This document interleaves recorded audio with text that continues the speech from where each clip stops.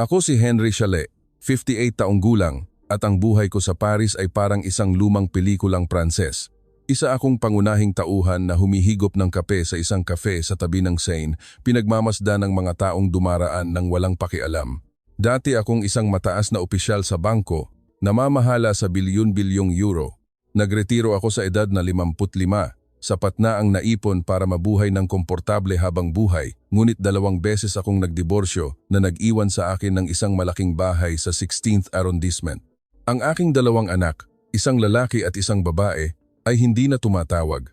Minsan iniisip ko kung kinalimutan na nila ako o marahil ayaw lang nilang maabala sa isang amang laging abala sa trabaho. Tuwing umaga, nagigising ako sa isang malawak na silid-tulugan na may matataas na kisame. Mahinang naririnig ang huni ng mga ibon mula sa hardin sa likod bahay, ngunit hindi ko ito naramdaman bilang isang tunay na tahanan, para itong isang marangyang hotel na pansamantala kong inuupahan. Bumaba ako sa lumang hagdanang yari sa oak, ang amoy ng kape mula sa automatikong makina ay umaalingasaw. Humigop ako ng itim at mapait na kape habang nakatingin sa labas ng bintana, nakikita ang mga mararangyang sasakyan na nakaparada, walang nagbabatian. Ang mga kapitbahay ay dumaraan sa mga bakal na tarangkahan ng hindi lumilingon. Lahat ay nagmamadali papunta sa trabaho o sa mga shopping mall na puno ng mga mamahaling tatak. Henry, mukha kang malungkot, sabi ng isang matandang kaibigan, si Jean, sa isang hapunan sa isang restaurant na may Michelin star. Nagkikita kami minsan sa isang buwan para pag-usapan ang nakaraan. Si Jean ay isang mamumuhunan din, ngunit lumipat na siya sa Switzerland. Marami kang pera, ngunit walang laman ang buhay mo. Pilit akong ngumiti. Hindi ba't nabibili ng pera ang lahat? Tumawa si Jean. Maliban sa tunay na kaligayahan. Narinig mo na ba ang tungkol sa Special Resident Retirees Visa ng Pilipinas? Isang programa para sa mga mayayamang retirado na maaaring manirahan doon ng matagalan. Mababa ang buwis, mura ang pamumuhay. Mayroon akong kaibigan na nanirahan doon. At napaka-komportable ng buhay. Pilipinas? Kumunot ang noo ko. Ang nasa isip ko ay mga puting buhangin, mga mausok na jeepney, at mga taong laging nakangiti para humingi ng tip. Hindi ba't mainit, magulo, at mabagal ang bansang iyon? Puno ng mga mahihirap na taong nakangiti para lokohin ang mga turista? Umiling si Jean. Subukan mong magsaliksik. Ngayon, mataas ang inflasyon sa Europa, mataas ang interes. Lumiliit ang pera mo araw-araw. Sa Pilipinas, malaki ang halaga ng euro. Ang mga mararangyang kondo ay mas mura kaysa sa bahay mo rito. At mayroon pa silang mga pribilehiyo para sa mga may hawak ng visa. Noong una, hindi ako interesado. Ngunit ng gabing iyon, hindi ako makatulog. Binuksan ko ang aking computer at hinanap ang Philippine Special Resident Retirees Visa. Napuno ang screen ng mga larawan ng mga mararangyang kondo sa tabi ng dagat, mga ospital na may pandaigdigang pamantayan, at mga review mula sa mga Europeo na lumipat doon. Isang bagong buhay na nakaka-relax, hindi kailangang mag-alala tungkol sa inflasyon. Napatawa ako sa aking sarili. Halatang halata namang advertising ito. Ngunit sa kaibuturan ng aking puso, pagod na ako sa Paris. Ang mahabang taglamig, ang manakanakang pag-ulan ng niyebe, ang mga taong naglalakad na nakatingin sa sahig at hindi sa isa't isa. Minsan ko nang sinubukang magpakamatay noong 2nd diborsyo ko. Ngunit pinanatili akong buhay ng pera. Makalipas ang 2 linggo, nagpasya ako. Nakipag-ugnayan ako sa isang ahente at nagsumite ng mga dokumento para sa SRRV. Kinakailangan ng deposito sa bangko, pagbili ng kondominium o pamumuhunan. Pinili kong bumili ng isang mararangyang kondo sa gitna ng Maynila sa halagang mas mababa sa kalahati ng aking bahay sa Paris. Magkakaroon ka ng bagong buhay, sabi ng ahente. Paglapag ng eroplano sa Ninoy Aquino International Airport sa madaling araw, sinalubong ako ng mainit at maalinsangang hangin na parang basang kumot. Ang amoy ng pagkain ay umaalingasaw mula sa mga kainan sa paliparan. Bakit ang init? Bulong ko sa sarili. Ngumiti sa akin ang isang immigration officer, bumati sa Ingles na may puntong Pilipino. Welcome sir, tumango lang ako. Dinala ako ng taxi sa syudad. Matindi ang trapiko. Ang mga sasakyan ay nakapila, ang mga busina ay nag-iingay, at ang usok ay makapal. Tumingin ako sa labas at nakita ang mga taong nakasakay sa motorsiklo, nakasuot ng mga sando, nag-uusap at nakangiti sa gitna ng kaguluhan. Napakabagal talaga ng bansang ito, bulong ko. Ngumiti ang driver sa salamin. Ganyan po talaga sa Maynila, sir. Pero masasanay din po kayo. Nasa mataas na palapag ang aking kondo. Tanaw ang ilog Pasig. Maluwag ang silid. May mga eleganteng kasangkapan. Isang kasambahay na nagngangalang Aling Nena ang dumarating araw-araw para maglinis. Malapad ang kanyang ngiti. Magandang umaga po, Sir Henry. Tumango ako nang hindi ngumingiti. Siguradong para sa tip ang ngiting iyan, isip ko. Sa mga unang araw, namuhay ako tulad ng sa Paris. Nagkakape sa balkonahe, pinapanood ang trapiko sa ibaba. Binuksan ko ang TV at nanood ng balita mula sa Europa. Mataas pa rin ang inflasyon sa Pransya at kinakain ng interes ng bangko ang aking mga naipon. Tinawagan ko ang aking anak na lalaki. Nakalipat na ako, sabi ko. Okay, pa. Maikli niyang sagot at ibinaba ang telepono. Nalungkot ako, ngunit hindi ko ito inamin. Sinimulan kong asikasuhin ang aking SRRV. Kailangan kong pumunta sa Bureau of Immigration. Ang daming papeles, reklamo ko sa ahente, at napakabagal ng burokrasya sa Pilipinas. Kailangan pang maghintay ng ilang buwan. Ngumiti siya. Pasensya na po, sir. Aayusin ko po. Makalipas ang 2 linggo, wala pa ring balita. Nagalit ako at tinawagan ng ahente. Bakit ako nagbabayad ng mahal kung ganito lang? Humingi siya ng paumanhin. Inaasikaso na po namin. Ibinaba ko ang telepono. Nang may pagkainis, pinagmamasdan ang tanawin ng syudad. Ang walang katapusang trapiko, ang ingay ng mga busina, ang amoy ng pagkaing nagmumula sa ibaba na nakakasuya sa ilong. Isinara ko ang bintana. Napakagulo talaga ng bansang ito, bulong ko. Ngunit isang araw, tumunog ang telepono. Isang opisyal mula sa Philippine Retirement Authority ang nagsasalita sa malinaw na Ingles. Mr. Henry po ba ito?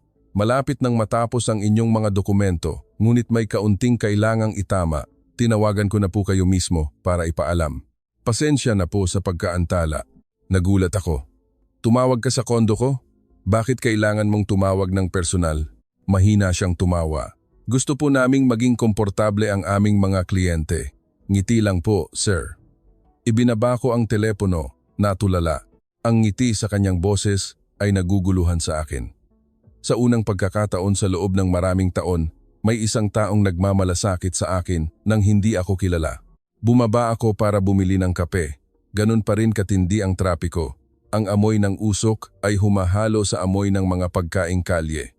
Muli akong nagreklamo, paano sila nakatira dito? Ngunit sa kaibuturan, nagsimula akong magduda kung ang malamig na buhay sa Paris ba ang tunay na sagot. Kinabukasan, maaga akong nagising. Tumagos sa manipis na kurtina ang sikat ng araw, nakakasilaw. Tumayo ako sa balkonahe, hinawakan ang malamig na rehas na bakal at pinagmasdan ang kalsada sa ibaba. Ang mga sasakyan ay siksikan na parang mga langgam sa kanilang pugad. Walang tigil ang ingay ng mga busina at ang usok ay humahalo sa amoy ng almusal mula sa mga nagtitinda sa bangketa. Huminga ako ng malalim. Ang anghang ay tumagos sa aking ilong. Ang amoy ng bawang na ginigisa ay umalingasaw. Napakalakas na halos mapaluha ako. Paano naging ganito kainit ang bansang ito? Bulong ko sa sarili at bumalik sa loob. Binuksan ko ang aircon sa pinakamataas na antas para pawiin ang lagkit sa aking balat. Kumatok si Aling Nena sa pinto sa karaniwang oras. Dala niya ang isang tray ng almusal, tapsilog, lugaw, at hiniwang mga sariwang prutas. Magandang umaga po, Sir Henry. Kumain na po kayo ng almusal, sabi niya na may malapad ng ngiti. Tumango ako nang hindi sumasagot at umupo sa mesa. Tinikman ko ang tapsilog. Ang alat at lasa ng bawang ay nagpakunot sa aking noo. Masyadong maalat ang pagkaing Pilipino, mahina akong bulong. Tumawa si Aling Nena. Mahilig po ba sa matabang ang mga Pranses? Sandali lang po, igagawa ko kayo ng scrambled eggs. Naglakad siya papunta sa kusina. Naiirita ako sa kanyang ngiti. Siguradong para sa sahod niya ang ngiting iyan. Pagkatapos ng almusal, nagpa siya akong lumabas. Nag-book ako ng taxi gamit ang isang app. Sabi ng ahente, kailangan kong pumunta sa bangko para ilipat ang deposito para sa SRRV. Isang kulay rosas na taxi ang huminto sa harap ng kondo. Ang driver ay isang nasa katanghaliang gulang na lalaki na nakasuot ng dilaw na polo shirt. Saan po tayo, sir? Tanong niya nang nakangiti. Sinabi ko ang pangalan ng bangko. Tumango siya. Okay po, sir. Medyo traffic lang po pero papatugtugin ko na lang po kayo. Binuksan niya ang radyo. Umalingaw-ngaw ang isang masayang kanta. Kumunot ang noo ko. Pwedeng patayin? Tumawa siya. Okay po sir, sorry po. Sa daan, napakatindi ng trapiko. Matagal kaming nakahinto. Ang busina mula sa mga katabing sasakyan ay napakalakas. Tumingin ako sa labas at nakita ang mga nagmomotorsiklo na sumisingit sa mga makipot na espasyo, pawisan ang mga mukha, ngunit nakangiti pa rin habang nakikipag-usap sa telepono. Sanay na ba ang mga Pilipino sa ganitong kaguluhan? Isip ko. Lumingon ang driver. Araw-araw pong traffic sa Maynila, sir. Pero sanay na po kami. Ngiti lang, makakarating din tayo. Hindi ako sumagot. Tiningnan ko ang aking relo. Halos 1 oras bago kami nakarating sa bangko. Malaki ang bangko, isang sangay sa sentro ng lungsod. Isang babaeng receptionist na nakasuot ng asul na suit ang ngumiti. Welcome po. Kayo po ba si Mr. Henry? Inihanda na po namin ang inyong mga dokumento. Nagulat ako, paano niya nalaman ang pangalan ko? Siguro sinabi ng ahente. Dinala niya ako sa isang pribadong silid at pinaupo sa isang makintab na mesa. Ipinaliwanag niya ang proseso ng paglilipat ng deposito. Pagkatapos po nito, makukuha ninyo ang inyong privilege card. Marami po itong benepisyo. Mabilis kong pinirmahan ang lahat ng dokumento, ngunit nagrereklamo pa rin ako sa isip. Mukhang moderno ang sistema ng pagbabangko sa Pilipinas, ngunit napakarumi sa labas. Hapon na nang bumalik ako sa kondo, mas lalo pang uminit. Pagod na pagod ako. Sumakay ako sa elevator, binuksan ang pinto ng kwarto, at sinalubong ako ng malamig na hangin mula sa aircon. Hinubad ko ang aking damit at inihagis sa sahig. Umupo ako sa sofa at binuksan ang TV. Balita mula sa Pransya. Mataas pa rin ang inflasyon. Hindi pa rin tumatawag ang aking anak. Nalungkot ako, ngunit hindi ko ito inamin.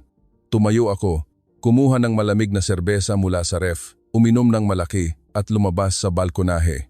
Ganun pa rin ang trapiko. Walang tigil ang ingay ng mga busina.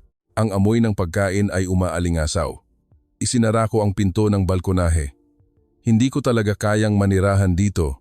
Nang gabing iyon, nagpasya akong subukan ang pagkaing Pilipino ayon sa rekomendasyon ng ahente. Nag-text siya. Subukan ninyo po ang restaurant malapit sa kondo. Masarap po doon. Bumaba ako. Maraming nagtitinda ng pagkain sa kalye at mausok. Pumili ako ng mesa at umorder ng sinigang na hipon at pansit. Ngumiti ang isang batang babaeng serbidora. Sandali lang po. Mabilis dumating ang pagkain. Maanghang at maasim. 2 subo pa lang, nagsimula ng kumulo ang tiyan ko.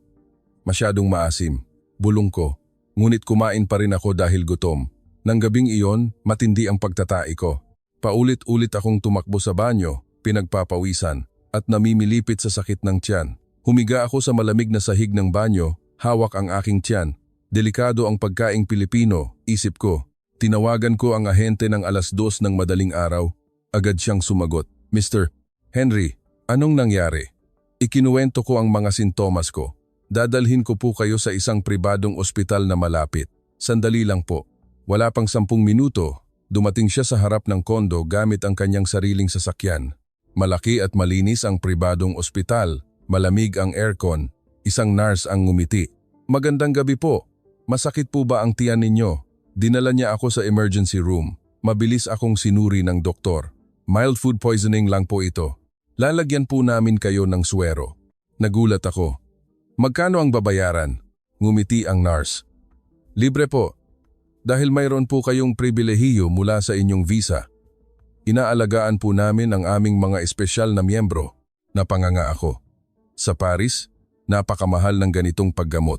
Habang nakaswero, umupo ang nurse sa tabi ko at maingat na nagtanong tungkol sa aking kalagayan. Ano po ang kinain ninyo? Masyado po bang maasim? Lagi siyang nakangiti. Kahit na sinisisi ko ang pagkaing Pilipino, mahina siyang tumawa. Sa susunod po sabihin ninyo sa restaurant na bawasan ang asim. Mahilig po kasi kaming mga Pilipino sa maasim, pero pwede naman pong i-adjust. Tiningnan ko siya. Ang ngiti niya ay hindi pilit, hindi para sa tip. Galing ito sa puso, kakaiba ang pakiramdam ko. Sa unang pagkakataon, may isang taong nagmamalasakit sa akin nang hindi ako kilala. Madaling araw nang bumalik ako sa kondo, bumuti na ang aking pakiramdam. Hinatid ako ng ahente. Magpahinga po kayo, Mr. Henry.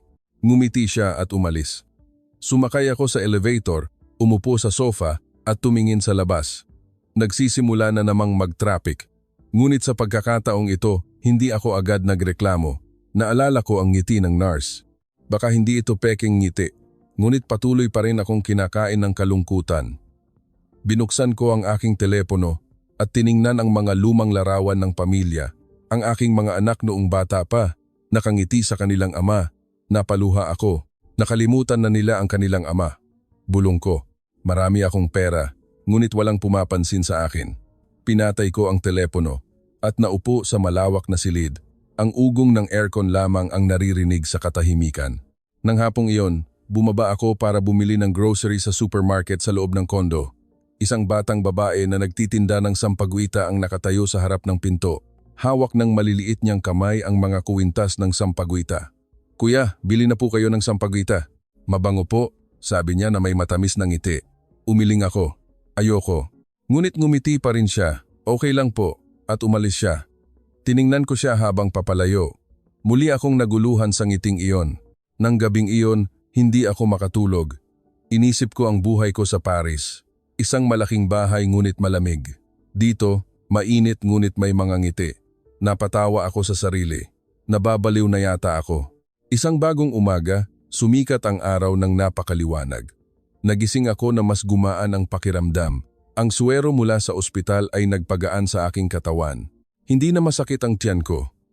Tumayo ako sa balkonahe, hinawakan ang rehas na bakal na nagsisimula ng uminit dahil sa araw at pinagmasdan ang kalsada sa ibaba. Siksikan pa rin ang mga sasakyan, ngunit sa pagkakataong ito, hindi ako agad nagreklamo. Ang ingay ng mga busina ay humahalo sa tawanan ng mga tao mula sa mga nagtitinda ng almusal. Ang amoy ng sinangag at tuyo ay umakyat, nakakagutom. Huminga ako ng malalim, maalat pero mabango, bulong ko sa sarili at bumalik sa loob. Dumating si Aling Nena, dala ang aking almusal, scrambled eggs, pandesal at kape. "Magandang umaga po, Sir Henry. Nagluto po ako ng hindi maalat tulad ng sabi ninyo," sabi niya nang nakangiti. Tumango ako. "Salamat." Hindi ko sinasadyang masabi ang salitang iyon. Nanlaki ang mga mata ni Aling Nena. "Naku, Sir Henry, nagsabi kayo ng salamat. Ngiti naman po diyan." Pilit akong ngumiti, ngunit sa loob-loob ko, kakaiba ang pakiramdam. Tumawa siya at naglinis. Kinain ko ang itlog. Simple lang ang lasa, ngunit tama lang. Pagkatapos ng almusal, tumawag ang ahente. "Sir Henry, malapit nang matapos ang inyong mga papeles sa SRRV, pero kailangan po nating pumunta sa Bureau of Immigration para sa isang maliit na pagbabago." Kumunot ang noo ko. Hindi pa rin tapos? Napakabagal talaga ng gobyerno sa Pilipinas. Mahina siyang tumawa. "Pasensya na po, mabagal po kaming mga Pilipino pero sigurado, makakarating din po tayo." Bumuntong hininga ako ngunit pumayag. Sumakay kami sa sasakyan ng ahente. Traffic pa rin, pero nagpatugtog siya ng mahinang musika. "Makinig po kayo ng musikang Pilipino. Nakaka-relax po." Nakikinig ako. Malambing ang boses ng babaeng mang-aawit. Hindi ko naiintindihan ang mga salita, ngunit ang himig ay nagpapakalma sa akin. Dumating kami sa Bureau of Immigration. Malaki ang gusali at maraming tao. "Siguradong maghihintay tayo buong araw dito," bulong ko. Dinala ako ng ahente sa isang espesyal na counter para sa mga dayuhan, para po sa SRRV. Isang nasa katanghaliang gulang na lalaki ang ngumiti. "Magandang umaga po, Mr. Henry. Dumating na po ang inyong mga papeles, ngunit kailangan pong itama ang inyong middle name para tumugma sa pasaporte." Malinaw niyang ipinaliwanag sa Ingles na may puntong Pilipino ngunit madaling maintindihan. Pinirmahan ko ang pagwawasto. Ngumiti siya. "Tapos na po. Hintayin niyo na lang po ng 2 linggo, ipapadala po namin sa inyong kondo. Pasensya na po sa abala. Gusto lang po naming maging tama lahat." Nagulat ako. 2 linggo? Napakatagal. Tumawa siya. "Dito po sa Pilipinas, mabagal pero detalyado." "Ngiti lang po, sir. Magiging maayos din po ang lahat." Pag alis namin, nagreklamo pa rin ako sa ahente. Napakabagal. Kailangan pang maghintay ng ganoon katagal. Ngumiti siya. "Pero maalaga po ang staff, hindi ba? Tumawag pa po sa inyo sa bahay." Natahimik ako. Totoo nga. Sa Paris, mabilis ang burokrasya ngunit walang personal na pakikitungo. Walang tatawag para humingi ng paumanhin o magpaliwanag. Tumingin ako sa labas. Matindi ang trapiko, ngunit ang driver sa katabing sasakyan ay kumakaway at ngumingiti sa amin. Umiling ako. Kakaiba talaga. Nang hapong iyon, naglakad-lakad ako sa paligid ng kondo. Mainit at maalinsangan. Pinagpawisan ako. Nadaanan ko ang isang maliit na palengke. Ang mga tindahan ng prutas ay mabango sa amoy ng hinog na mangga. Huminto ako para bumili. Ngumiti ang nagtitinda. Matamis po ang mangga namin, kuya. Hiniwa niya ang isang piraso para ipatikim sa akin, libre. Kinain ko. Matamis at masarap, sabi ko nang hindi sinasadya. Tumawa siya. Kita niyo na po? Pati pala mga Pranses. Gusto ito. Bumili ako ng 1 kilo at ngumiti sa kanya. Pagbalik sa kondo, binuksan ko ang aking computer para tingnan ang aking pera sa bangko. Patuloy na kinakain ng implasyon sa Europa ang aking mga naipon. Dito, mas mura ang pamumuhay. Naalala ko ang sinabi ni Jean, isang bagong buhay, ngunit nandyan pa rin ang kalungkutan. Tinawagan ko ang aking anak na babae. Nasa Pilipinas ako, maayos naman ako. Mabuti naman po, maikli niyang sagot at ibinaba ang telepono. Ibinaba ko ang telepono at naupo. Pinagmamasdan ng ilog Pasig. Malakas ang agos, ngunit payapa. Nang gabing iyon, dumating si Aling Nena para maglinis. Nakita niya akong malungkot. Sir Henry, malungkot po ba kayo? Mamasyal po kayo sa night market. Masaya po doon. Umiling ako. Ayoko. Ngunit ngumiti siya. Subukan niyo po, kaming mga Pilipino, mahilig kaming ngumiti at makipag-usap. Umalis siya. Inisip ko ang ngiti niya, ang ngiti ng opisyal sa gobyerno. Ang ngiti ng nagtitinda ng mangga. Hindi ito pilit. Nang gabing iyon, hindi ako makatulog. Inisip ko ang burokrasya na mabagal ngunit maalaga. Akala ko dati, masama ang pagiging mabagal. Ngunit dito, ang pagiging mabagal ay nangangahulugang detalyado at may malasakit. Ngumiti ako sa dilim. Baka hindi pala kahinaan ang pagiging mabagal. Kinabukasan, tumawag ang ahente. Naayos na po ang mga dokumento. Tatawagan po kayo mismo ng opisyal. Wala pang 10 minuto, tumunog ang telepono. Ang opisyal mula sa Bureau of Immigration. Mr. Henry, maayos na po ang mga papeles. Pinadala ko na po sa inyo sa pamamagitan ng express mail. Pasensya na po sa pagkaantala, ngiti naman po diyan. Napatawa ako. Salamat. Tumawa rin siya. Kita nyo na po, kapag nakangiti, mas maganda ang mundo. Ibinaba ko ang telepono. Gumaan ang pakiramdam. Mabagal ang sistema, ngunit sinusubaybayan niya ito hanggang sa aking bahay. Ganoong personal na atensyon, imposibleng mangyari sa Paris. Pumunta ako sa balkonahe, pinagmasdan ang trapiko sa ibaba. Sa pagkakataong ito, ngumiti ako. Mabagal pero sigurado. Ngunit sa kaibuturan, patuloy pa rin akong kinakain ng kalungkutan. Naalala ko ang aking mga anak na walang pakialam. Marami akong pera. Ngunit walang nagmamahal sa akin. Isinara ko ang bintana at naupo sa sofa, ang ugong ng aircon lamang ang naririnig sa malawak na katahimikan. Kinabukasan, nagising ako na mas gumaan ang pakiramdam. Ang sikat ng araw ay tumatagos sa manipis na kurtina, sumasalamin sa makintab na sahig na gawa sa kahoy. Tumayo ako sa balkonahe, hinawakan ang mainit-init na rehas, at pinagmasdan ang kalsada sa ibaba. Siksikan pa rin ang mga sasakyan. Ngunit mas mahina na ang ingay ng mga busina. Ang tawanan mula sa mga nagtitinda ng almusal ay masigla. Ang amoy ng mami ay humahalo sa simoy ng hangin. Huminga ako ng malalim. Ang anghang ay hindi na nakakainis. Mabango, bulong ko at bumalik sa loob. Binuksan ko ng bahagya ang aircon para lang pawiin ang lagkit. Dumating si Aling Nena, dala ang almusal. Pandesal na may palamang mangga at mainit na kape. Magandang umaga po, Sir Henry. Subukan niyo po ang palamang mangga, natural po ang tamis, sabi niya na may ningning sa mga mata. Kinuha ko ang tray. Salamat, Nay. Nanlaki ang mga mata niya. Naku, Sir Henry, lalo po kayong bumabait. Ngiti naman po ng malapad. Ngumiti ako, isang tunay na ngiti sa unang pagkakataon. Tumawa siya at nag-vacuum. Tinikman ko ang palaman. Matamis na may kaunting asim. Masarap, mahina kong sabi.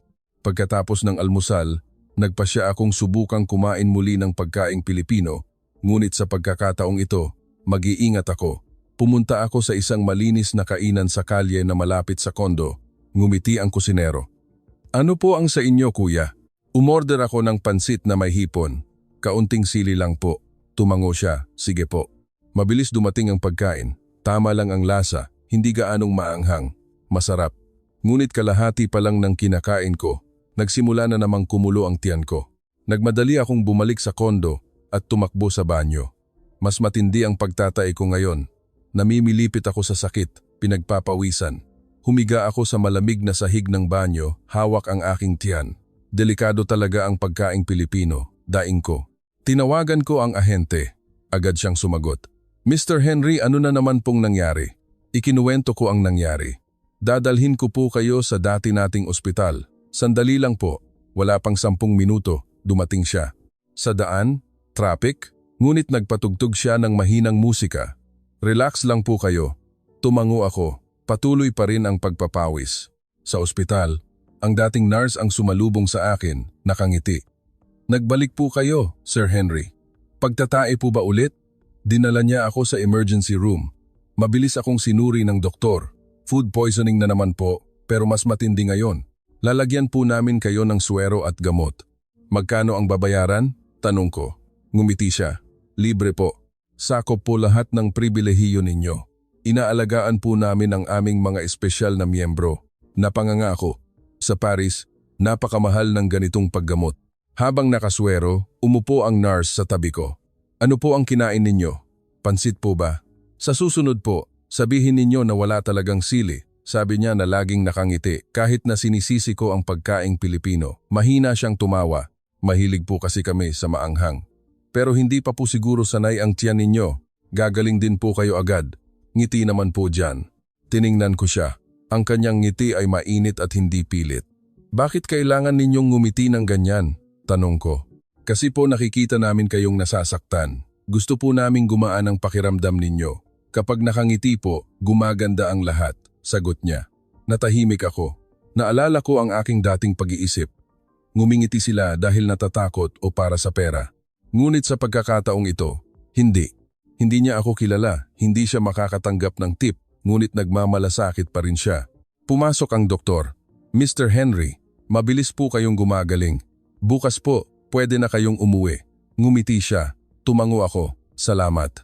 Naghihintay sa labas ang ahente. Kamusta po kayo? Ikinuwento ko ang lahat. Ngumiti siya. Kita niyo na po? Ganyan po kaganda ang mga ospital sa Pilipinas. At libre pa. Tumango ako. Totoo nga. Gabi na nang bumalik ako sa kondo. Gumaan na ang aking pakiramdam. Sumakay ako sa elevator, umupo sa sofa at pinagmasdan ng ilog. Ang agos ay malakas ngunit payapa. Naalala ko ang ngiti ng nurse. Hindi ito peking ngiti.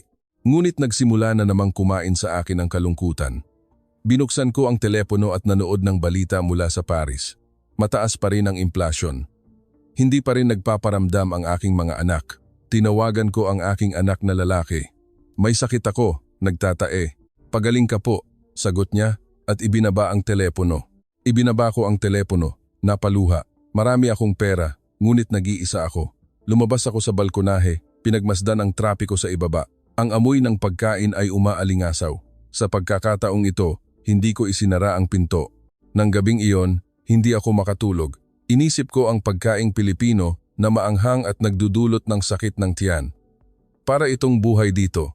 Mainit, magulo, ngunit may mga tunay ng ngiti. Ngumiti ako sa dilim. Baka may dahilan ang pagiging maanghang at maasim nito. Kinabukasan, lumabas ako ng ospital. Kumaway ang nurse. Ingat po kayo, Mr. Henry. Pwede po kayong bumalik dito kahit kailan? Malapad ang kanyang ngiti. Ngumiti ako pabalik. Salamat. Gumaan ang pakiramdam ko. Kinabukasan, nagising ako na gumaan ang pakiramdam. Tuluyan nang nawala ang sakit ng tiyan. Ang suwero at gamot mula sa ospital ay nagbigay sa akin ng bagong lakas. Tumayo ako sa balkonahe. Ang sikat ng araw ay banayad. Hinawakan ko ang mainit-init na rehas, pinagmasdan ang kalsada sa ibaba. Siksikan pa rin ang mga sasakyan, ngunit mahina na lang ang ingay ng mga busina. Ang amoy ng kape at pandesal mula sa tindahan sa ibaba ay humahalo sa amoy ng mga sariwang bulaklak. Huminga ako ng malalim. Maganda ang araw na ito. Bulong ko at bumalik sa loob. Binuksan ko ang bintana para pumasok ang malamig na hangin mula sa ilog. Dumating si Aling Nena dala ang almusal, lugaw na may itlog at sariwang buko juice. Magandang umaga po, Sir Henry. Magaling na po ba kayo? Nagluto po ako ng magaan sa tiyan, sabi niya nang nakangiti. Kinuha ko ang tray. Magaling na ako. Salamat, Nay. Nagningning ang kanyang mga mata. Mabuti naman po. Mukha na po kayong masigla, Sir Henry. Ngiti lang po kayo lagi. Ngumiti ako ng totoo.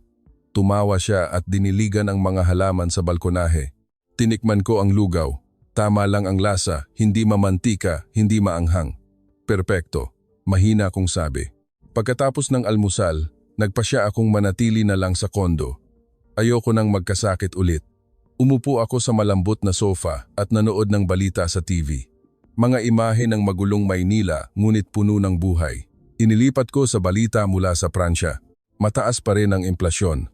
Ang interes ng bangko ay patuloy na kumakain sa aking mga naipon. Tiningnan ko ang aking bank account online. Nabawasan na naman. Bumuntong hininga ako. Mas mura dito, ngunit patuloy pa ring lumiliit ang aking pera. Pinatay ko ang computer at naupo. Pinagmamasdan ang malawak na silid, ang matataas na kisame, ang mga mararangyang kasangkapan, ngunit tahimik. Ang ugong ng aircon ay umaalingaw-ngaw sa kawalan. Tumayo ako at naglakad-lakad. Kinuha ko ang isang lumang larawan ng pamilya mula sa drawer.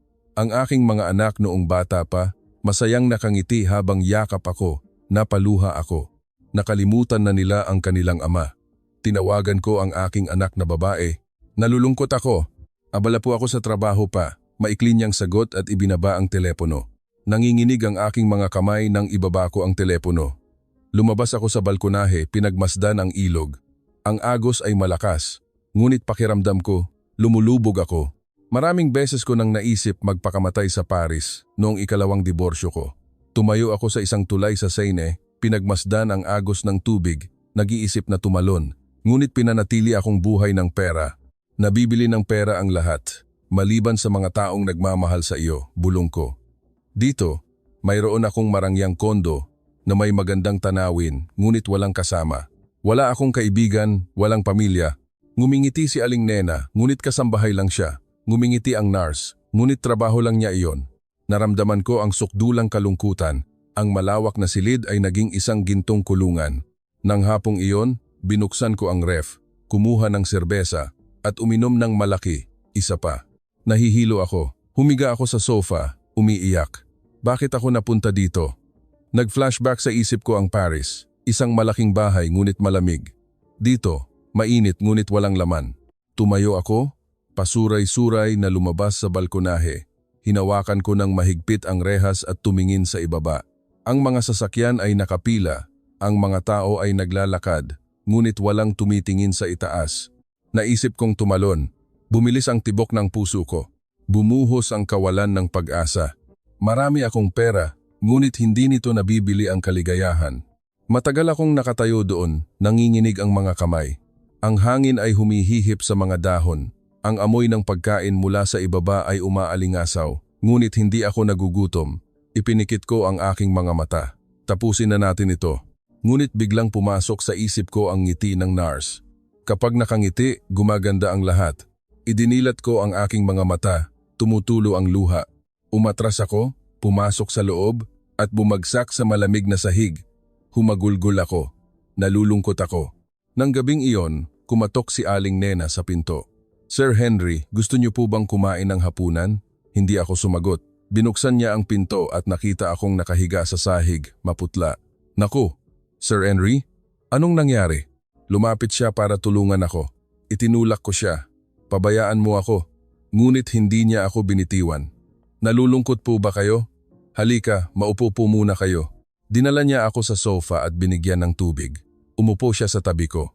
Kaming mga Pilipino, hindi po kami pwedeng malungkot. Ngiti lang po. Gaganda rin po ang lahat. Tiningnan ko siya. Ang kanyang ngiti ay mainit. Umiyak ako. Wala akong kasama. Hinaplos niya ang aking likod. Nandito po ako. Nandito po ang buong Pilipinas. Nanatili siya sa tabi ko hanggang gabi. Ikinukwento ang kanyang anak na babae na nasa probinsya. Nalulungkot din po siya, pero nag-uusap po kami araw-araw sa video call. Nagningitian po kami. Nakikinig ako, at unti-unting natuyo ang aking mga luha. Gumaan ng kaunti ang aking pakiramdam. Bago siya umalis, sinabi niya, "Bukas po, isasama ko kayo sa palengke. Masaya po doon." Tumango ako. Salamat. Nang gabing iyon, hindi ako makatulog. Inisip ko ang krisis na aking pinagdadaanan. Ang pera kong unti-unting nauubos dahil sa implasyon Ang kalungkutan na halos ikamatay ko. Ngunit ang ngiti ni Aling Nena ay nagbalik sa akin.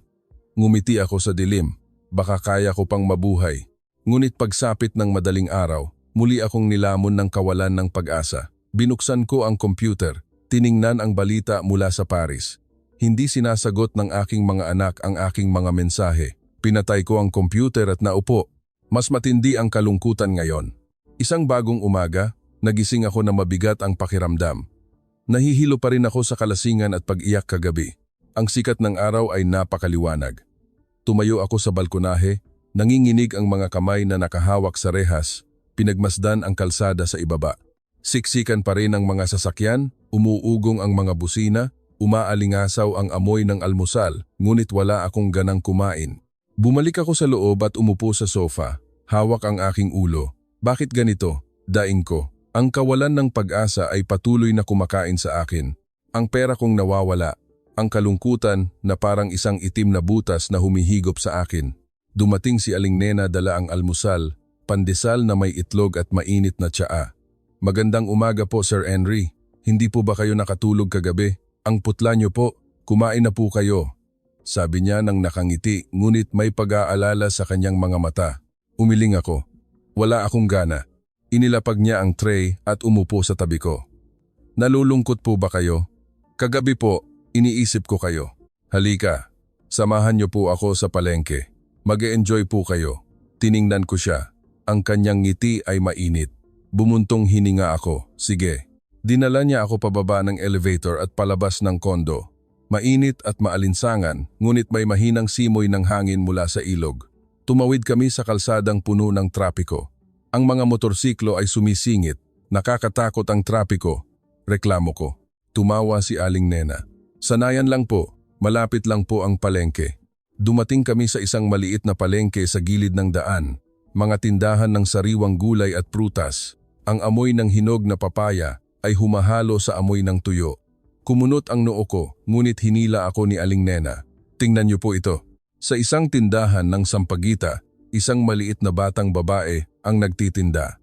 Hawak ng maliliit niyang kamay ang mga kuwintas ng bulaklak. Kuya, bili na po kayo ng Sampaguita. Mabango po, sabi niya, na may matamis na ngiti at mapuputing ngipin. Umiling ako. Ayoko. Ngunit tiningnan niya ako sa mata. Kuya, mukha po kayong malungkot. Heto po, libre na lang. Para po ngumiti kayo. Inabot niya sa akin ang isang kuwintas ng Sampaguita. Ang bango nito ay malamig at sariwa. Kinuha ko ito, nagulat. Bakit libre? Tumawa siya. Kasi po, kapag nakangiti kayo, mas maganda ang mundo. Ngumiti si Aling Nena. Kita niyo na po? Mababait po ang mga batang Pilipino. Hawak ko ang mabangong kuwintas at hindi ko namalayang napangiti na pala ako. Salamat, Ineng. Kumaway ang bata. Ngiti po kayo lagi, kuya. Nagpatuloy kami sa paglalakad. Gumaan ng kaunti ang aking pakiramdam. Ang ngiti ng bata ay totoo, walang kinalaman sa pera. Dinala ako ni Aling Nena sa isang tindahan ng pagkain. Subukan niyo po itong fishball.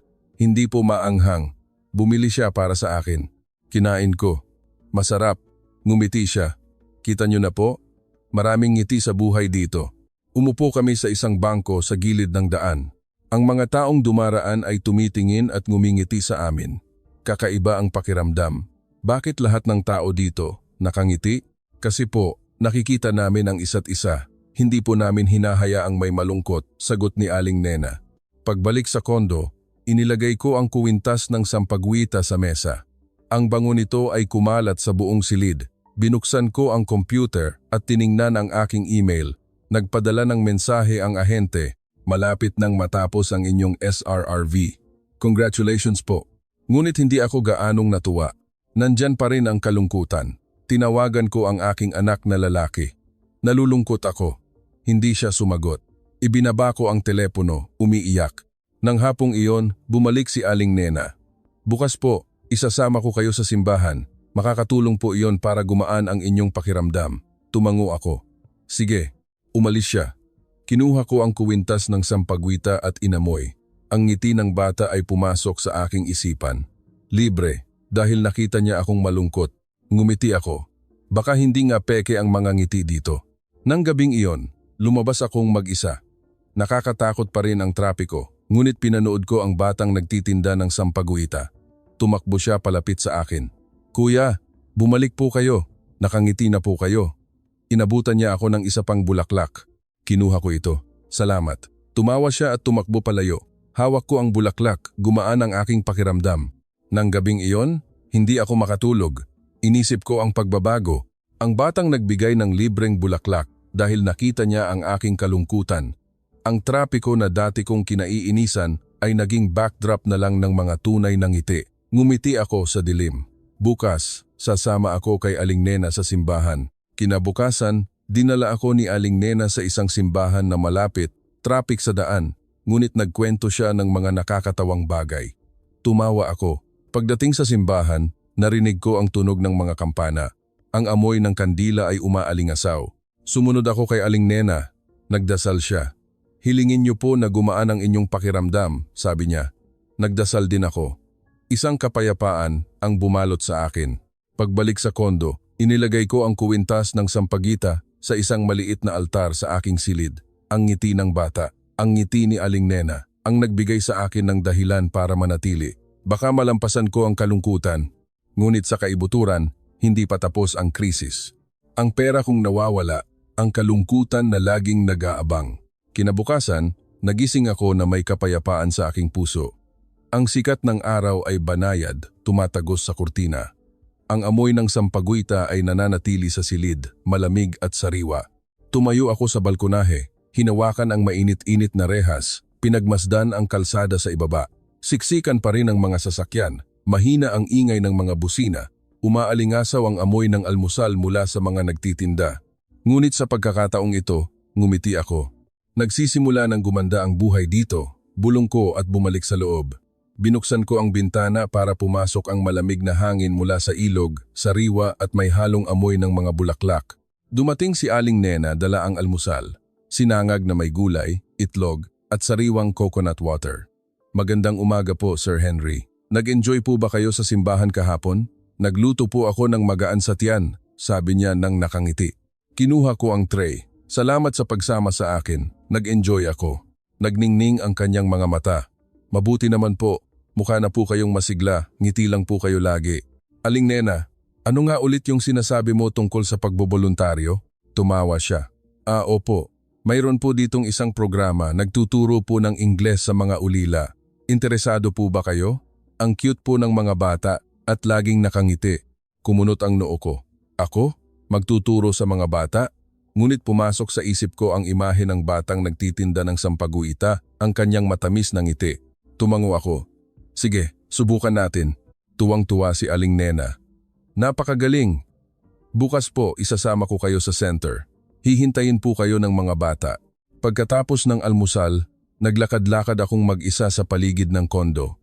Nadaanan ko ang palengke. Tumakbo palapit sa akin ang batang nagtitinda ng sampaguita. "Kuya, bumalik po kayo. Ang lapad na po ng ngiti ninyo. Bibili po ba kayo ngayon?" Ngumiti ako. "Oo, bibili ako." Inabutan ko siya ng bayad. Tumawa siya. "Salamat po, kuya. Magkita po tayo ulit." Hawak ko ang kuwintas. Gumaan ang aking pakiramdam. Nang hapong iyon, tumawag ang ahente. "Tapos na po ang inyong SRRV. Pinadala na po sa inyo." Tinanggap ko ang mga dokumento ng gabing iyon, kasama ang aking privilege card na may maraming benepisyo. Ngunit hindi ako gaanong natuwa kumpara sa alok ni Aling Nena. Binuksan ko ang computer at hinanap ang programa para sa mga ulila. Ngumiti ako. "Subukan natin." Kinabukasan, dinala ako ni Aling Nena sa isang bahay ampunan sa labas ng lungsod. Traffic sa daan, ngunit ikinuwento niya ang tungkol sa mga bata. Ang mga bata po dito nawalan ng mga magulang dahil sa aksidente. Pero palangiti po sila. Nakikinig ako. Pagdating namin, luma ang gusali ngunit malinis. Tumakbo ang mga bata para salubungin kami. "Magandang umaga po, Lolo," sabay-sabay nilang sabi. Nagulat ako ngunit ngumiti pabalik. Sinalubong kami ng direktor ng center, nakangiti. "Welcome po, Mr. Henry." Ikinuwento na po sa akin ni Aling Nena. "Magtuturo po kayo ng Ingles?" Tumango ako. "Susubukan ko po." Dinala niya ako sa isang silid-aralan. 10 bata ang naghihintay, nagniningning ang kanilang mga mata. "Hello, teacher," bati nila. Tumawa ako. "Hello, kids. Sinimulan kong ituro ang mga simpleng salita, apple. Ulit nila, apple, sa kanilang mga matinis na boses. Itinuro ko ang smile. Ngumiti sila ng malapad. Smile. Ngumiti rin ako. Isang bata na nagngangalang Maya ang nagtaas ng kamay. Teacher, malungkot po ba kayo? Nagulat ako. Bakit mo natanong? Ngumiti siya. Kasi po, ang ganda niyo pong ngumiti. Tumawa ang mga bata. Napaluha ako, ngunit ngumiti. Hindi na ako malungkot. Nagturo ako ng 2 oras. Kumanta ang mga bata ng mga simpleng kantang Ingles. Pumalakpak ako. Pagkatapos ng klase, niyakap nila ako. Salamat po, teacher. Balik po kayo, ha? Niyakap ko sila pabalik. Puno ng init ang aking puso. Ngumiti si Aling Nena. Kita niyo na po? Ang mga bata po ang gamot sa puso. Pagbalik sa kondo, pagod ako ngunit masaya. Inilagay ko sa mesa ang kuwintas ng sampaguitang bigay ng mga bata. Kinuha ko ang aking telepono, kumuha ng litrato at ipinadala sa aking anak na lalaki. Nagtuturo ako sa mga ulila. Masaya ako. Mabuti naman po, sagot niya. Ngunit hindi na ako nasaktan. Nang gabing iyon, hindi ako makatulog. Inisip ko ang mga bata, ang kanilang mga tunay na ngiti na galing sa puso, walang kinalaman sa pera. Akala ko dati, nabibili ng pera ang lahat. Ngunit dito, hindi nabibili ang ngiti. Ibinibigay ito ng libre. Ngumiti ako. Bukas, babalik ako. Makalipas ang 1 linggo, araw-araw na akong pumupunta sa center. Nagtuturo ng Ingles, naglalaro. Tinatawag na nila akong Teacher Henry.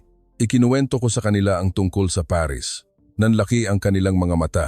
Ganoon po kataas ang Eiffel Tower? Tumawa ako. Teacher, may mga anak po ba kayo? Tanong ni Maya. Natahimik ako. Mayroon. Pero hindi kami nag-uusap. Ngumiti siya. Kami na lang po ang magiging anak ninyo. Niyakap ko siya. Tumutulo ang luha. Nagsimula akong magbago. Nagdadala ako ng mga merienda para sa mga bata, tinutulungan silang ayusin ang kanilang mga laruan. Ngumiti ang direktor. Malaki na po ang ipinagbago ninyo, Mr. Henry. Ngumiti ako. Mas marami po silang itinuro sa akin. Ngunit patuloy pa ring nauubos ang aking pera. Tiningnan ko ang aking bank account. Ang mataas na interes sa Europa ay patuloy na kumakain sa aking mga naipon. Ngunit dito, mababa ang gastos sa pamumuhay. Kaya kong manatili dito, isip ko. Isang umaga, nagising ako na puno ng saya. Ang sikat ng araw ay maliwanag ngunit hindi nakakapasong. Ang amoy ng sampaguita mula sa mga bata ay nananatili sa silid, malamig at sariwa. Tumayo ako sa balkonahe, hinawakan ang mainit-init na rehas, pinagmasdan ang kalsada sa ibaba. Siksikan pa rin ang mga sasakyan, mahina ang ingay ng mga busina, umaalingasaw ang amoy ng almusal mula sa mga nagtitinda, humahalo sa tawanan ng mga tao sa palengke. Huminga ako ng malalim at ngumiti ng malapad. Pupunta ako sa mga bata ngayon. Bulong ko at bumalik sa loob. Binuksan ko ang bintana para pumasok ang malamig na hangin mula sa ilog. Dumating si Aling Nena, dala ang almusal, pandesal, sariwang prutas at kape. Magandang umaga po, Sir Henry. Pupunta po ba kayo sa center ngayon? Naghihintay na po ang mga bata, sabi niya nang nakangiti. Kinuha ko ang tray. Oo, salamat, Nay. Tumawa siya. Naging regular teacher na po kayo. Ngiti lang po kayo lagi. Ngumiti ako ng totoo. Aling Nena, samahan mo akong sumakay ng jeepney ngayon. Subukan nating mag-commute. Nanlaki ang mga mata niya. Naku, sige po. Pagkatapos ng almusal, nagbihis ako ng simpleng polo shirt at shorts. Dinala ako ni Aling Nena sa sakayan ng jeep sa tabi ng kondo. Matindi ang trapiko, ngunit naghintay kami sa ilalim ng puno. Ang ingay ng mga taong nag-uusap ay masigla. Ang amoy ng pawis ay humahalo sa amoy ng murang pabango. Dati, nagrereklamo ako sa trapiko. Ngunit ngayon, ngumiti ako. Napakatiyaga ng mga Pilipino, tumawa si Aling Nena. Sanayan lang po, ngiti lang. Dumating ang isang jeepney, puno ng tao. Sumakay kami at kumapit sa mga bakal. Tumayo si Aling Nena sa tabi ko. Kapit po kayo ng mahigpit. Siksikan, ngunit lahat ay ngumingiti sa isa't isa. Isang estudyante sa tabi ko ang nagsabi, "Kuya, ayos lang po kayo?" Ngumiti ako, "Salamat." Matagal kaming na-traffic. Walang nagrereklamo. Nag-uusap ang mga tao. Isang matandang babae ang nagkwento tungkol sa kanyang apo. Isang binata ang naglalaro sa kanyang telepono ngunit nakangiti habang nakatingin sa labas. Ang amoy ng pawis ay humahalo sa amoy ng pagkain mula sa dala ng isang pasahero. Tumingin ako sa labas. Magulo ang Maynila, ngunit puno ng buhay. Ang matataas na gusali ay nakatayo sa tabi ng mga lumang simbahan. Ang mga tricycle ay sumisingit. Akala ko dati, kahinaan ang trapiko. Ngunit dito, isa itong pagkakataon para mag-usap at ngumiti ang mga tao. Lumingon ako kay Aling Nena. Dito, may trapiko pero walang kalungkutan. Ngumiti siya. Opo, magkakasama po tayo. Bumaba kami sa tapat ng center. Naghihintay ang mga bata sa labas. Teacher Henry, dumating na kayo. Sabay-sabay nilang sabi. Tumakbo sila palapit at niyakap ako. Tumawa ako. Hello kids! Inabot ni Maya ang kanyang kamay. Teacher, ano po ang ituturo ninyo ngayon? Ngumiti ako. Kakanta tayo ng Ingles. Sa silid-aralan, umupo ang mga bata sa paligid ko. Itinuro ko ang kantang Twinkle Twinkle Little Star. Sumabay sila sa pagkanta. Ang kanilang mga matinis na boses ay umalingaw-ngaw. Twinkle Twinkle Little Star. Pumalakpak ako. Pagkatapos ng kanta, nagtaas ng kamay si Maya. Teacher, nalungkot po ba kayo kanina sa jeep? Nagulat ako. Bakit mo natanong? Ngumiti siya ng malapad. Kasi po kaming mga Pilipino, hindi kami malungkot. Mayroon po kaming isa't isa. At mayroon po kayo sa amin. Pamilya na po tayo. Sa sandaling iyon, natahimik ako, tinitingnan ang mga bata. Ang kanilang mga matamis na ngiti. Ang init mula sa maliliit nilang mga kamay na nakahawak sa aking braso. Napaluha ako. Mayroon nga akong kayo, bulong ko. Niyakap ako ni Maya. Opo. Kapag nakangiti po, mas maganda ang mundo. Para akong tinamaan ng kidlat. Ang kalungkutan na matagal nang kumakain sa akin, ang kawalan ng pag-asa na halos ikamatay ko, lahat ay natunaw sa mga ngiting iyon. Sa Paris, nabili ng pera ang malaking bahay, ngunit hindi nito nabili ang relasyon. Walang pakialam ang aking mga anak, hindi bumabati ang mga kapitbahay. Dito, ang jeepney ay siksikan ngunit puno ng init. Ang mga ulila ay walang mga magulang, ngunit mayroon silang isa't isa, mayroon silang ako bilang kanilang guro. Pinunasan ko ang aking mga luha at ngumiti ng malapad. Hindi na malungkot si teacher. Sumigaw ang mga bata, yehey! Niyakap ko sila ng mahigpit. Isang damdamin ang kumalat sa aking puso. Ang tunay na kalungkutan ay hindi dahil sa pag-iisa, kundi dahil sa walang nakakakita sa iyo kung sino ka talaga. Dito, nakikita ako ng mga bata bilang isang guro, isang ama, isang kaibigan, hindi bilang isang mayamang Pranses na nag-iisa. Pagkatapos ng klase, binigyan ko sila ng merienda, kumanta sila ng pasasalamat. Umalis ako sa center. Naghihintay si Aling Nena. Kamusta po? Ngumiti ako. Nagbago ang buhay ko. Nay. Tumawa siya. Kita niyo na po? Mahimala po ang ngiting Pilipino. Sumakay kami ng jeep pabalik. Siksikan, ngunit nakipag-usap ako sa katabi ko. Isang matandang lalaki. Taga saan po kayo? Pransya po. Pero dito na po ang bahay ko ngayon. Sagot ko. Ngumiti siya. Welcome po. Pagbalik sa kondo, binuksan ko ang computer at nagsulat ng email sa aking mga anak. Nakahanap na ako ng bagong pamilya. Mga ulila na tinuturuan ko ng Ingles. Mas marami silang itinuro sa akin. Ngayon, naiintindihan ko na ang kaligayahan ay hindi pera, kundi ang makita ka. Ipinadala ko ito, hindi na naghintay ng sagot. Nang gabing iyon, natulog akong nakangiti. Iniisip ang mga ngiti sa jeepney. Ang mga ngiti ng mga bata ang nag-alis sa akin sa madilim na butas. Alam ko na ngayon kung ano ang dapat kong gawin. Kinabukasan, nagising ako na may bagong determinasyon. Ang sikat ng araw ay banayad. Ang amoy ng sampaguita mula sa mga bata ay nananatili sa silid. Tumayo ako sa balkonahe, hinawakan ang mainit-init na rehas. Pinagmasdan ang kalsada sa ibaba. Siksikan pa rin ang mga sasakyan. Mahina ang ingay ng mga busina.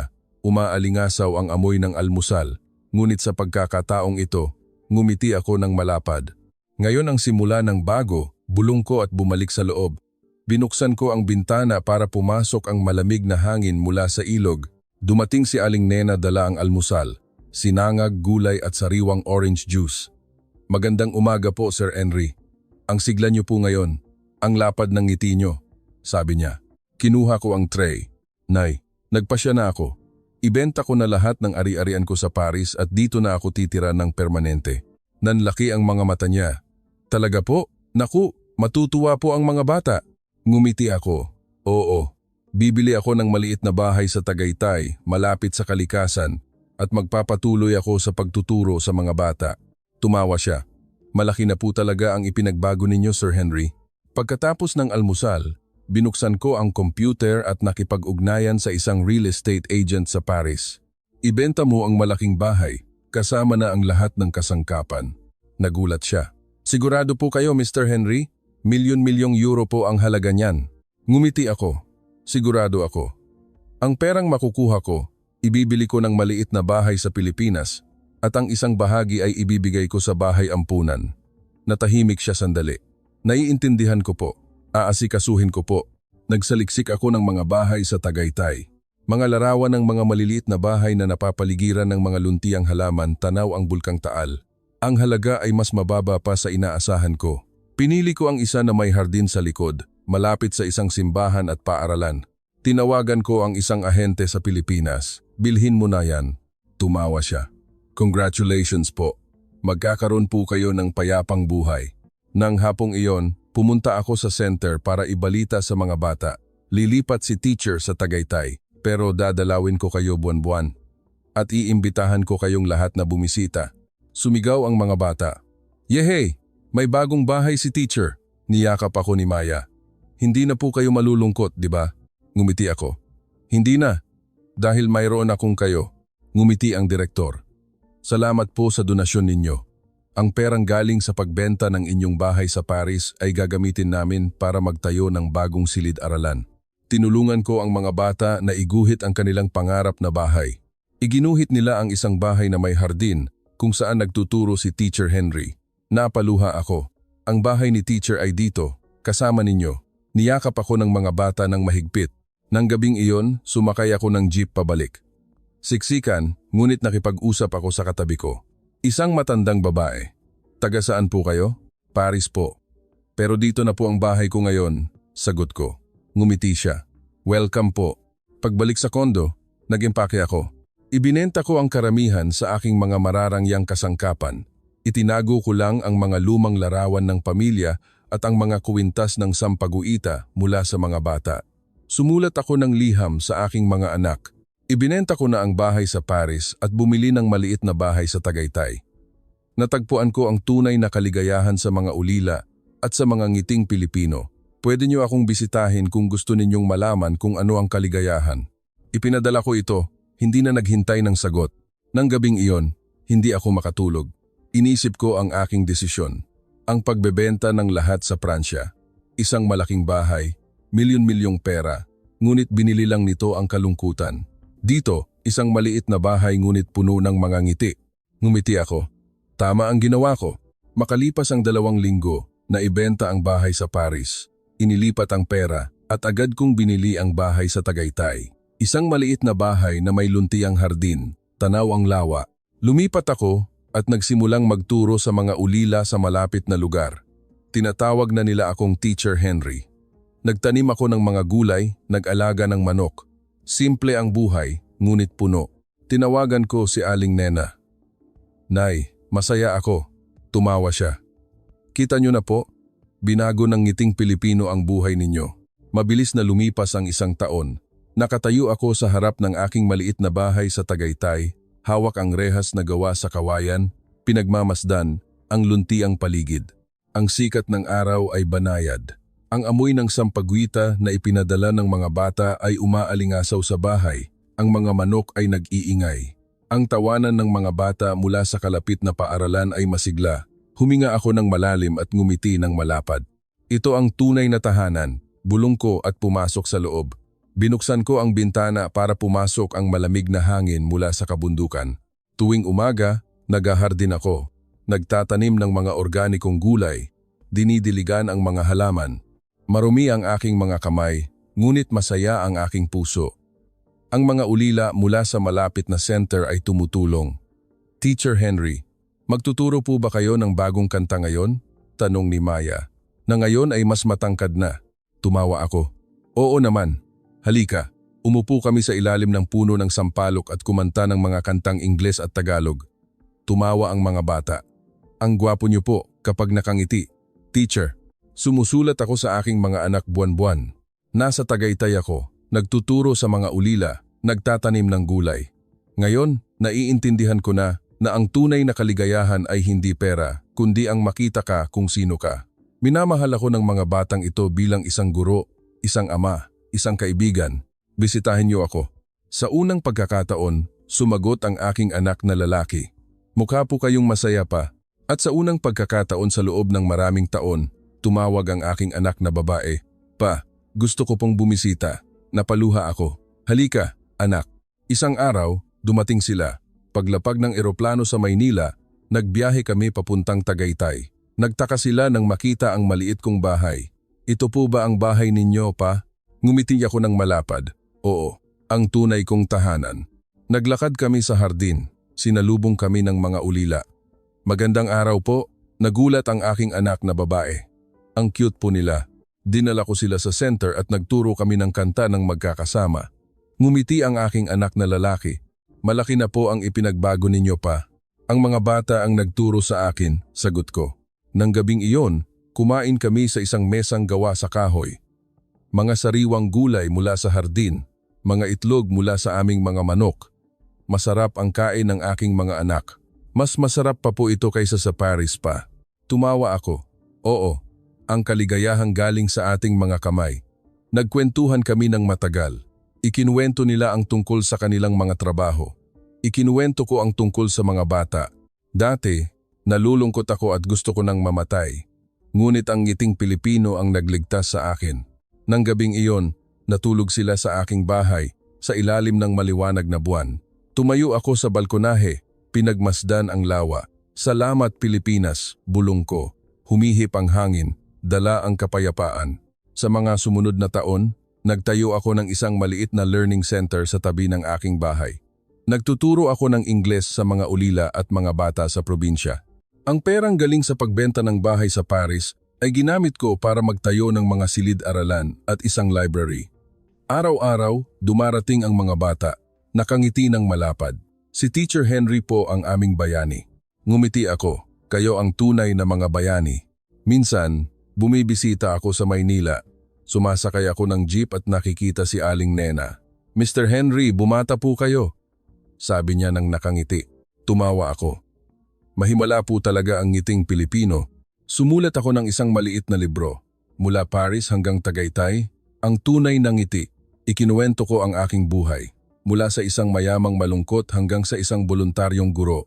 Ang mga bata ang gumuhit ng mga larawan, puno ng ngiti ang bawat pahina. Naging sikat ang libro sa mga Europeo na gustong lumipat sa Pilipinas gamit ang SRRV. Ngayon, nakatayo ako sa harap ng aking bahay, pinagmamasdan ng mga batang naglalaro sa hardin. Mas madalas nang bumibisita ang aking mga anak. Ang aking bagong pamilya ay puno ng pagmamahal. Itinaas ko ang aking mga kamay sa langit. Salamat sa pagdala sa akin dito. Ang buhay ko ay nagbago magpakailanman. Mula sa aking dating pag-iisip na ang trapiko ay magulo at mabagal, natutunan kong ito pala ay isang pagkakataon para mag-usap. Ang kabagalan ay pag-aalaga. Ang maanghang na pagkain ay lasa ng buhay. At ang ngiti ay hindi peke, kundi ang puso ng Pilipinas. Ako si Henry Chalet, isang Pranses, na natagpuan ang tunay na tahanan sa Pilipinas. Ang tunay na ngiti ang nagpabago sa lahat.